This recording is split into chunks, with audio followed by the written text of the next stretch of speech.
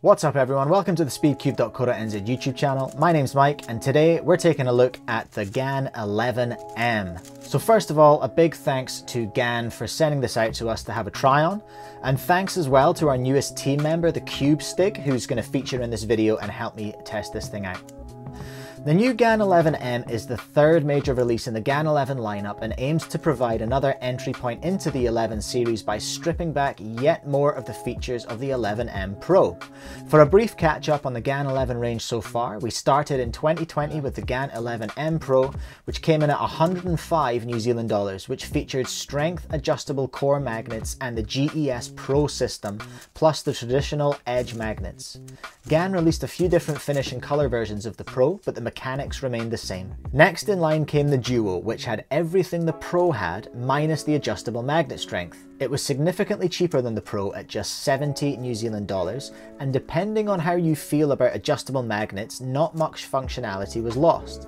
It also weighed an incredible 59 grams without the adjustable magnet mechanism. Which brings us neatly now onto the 11M, which brings with it the edge magnets from its predecessors, but crucially loses the core magnets, which was the major selling point of the whole range up until now. The 11M is 56mm and weighs 56 grams, making the stats super easy to remember. Although not available until August, it looks fairly certain that it's going to cost around 50 New Zealand dollars, which is 20 less than the Duo and less than half the price of the Pro. It brings with it the typical Aryan-like feel of the 11 series, but I can't help but feel like the core magnets are really noticeable by their absence.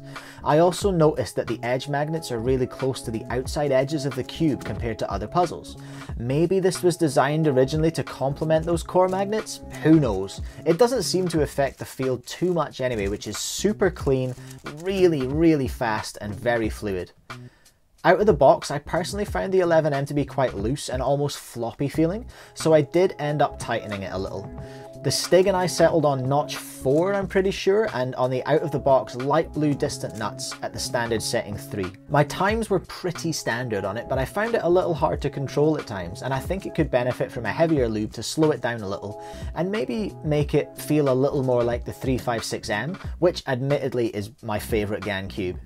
The more I solved though, the more I think I noticed the positioning of those edge magnets, which was a bit weird, and I feel like I was overturning at times and doing some real scrappy finishes, but I have big clumsy hands and I'm not especially fast, so that might have been just me. For a quick pros and cons, I'd say that the pros of the 11M are the GES Pro system and the price. This is a really cool move from GAN, making a magnetic cube of this quality more achievable for more people.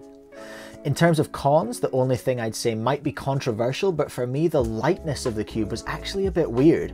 I feel like there's a bit of a race to the bottom going on for cube lightness at the moment, and maybe we haven't actually asked ourselves if that's actually important for improving our times or not. Again, I don't know. Let me know in the comments if you think cubes are getting too light or if lighter is better. In terms of where this sits in the GAN range, and of course these are my opinions only, the Pro I think is almost too good, and I say that because I'm not personally convinced that adjustable magnets are actually even necessary. For me, the pinnacle of the range is the Duo, because it has everything you need at a great price and it's kind of bulletproof. There's nothing that can go wrong with it.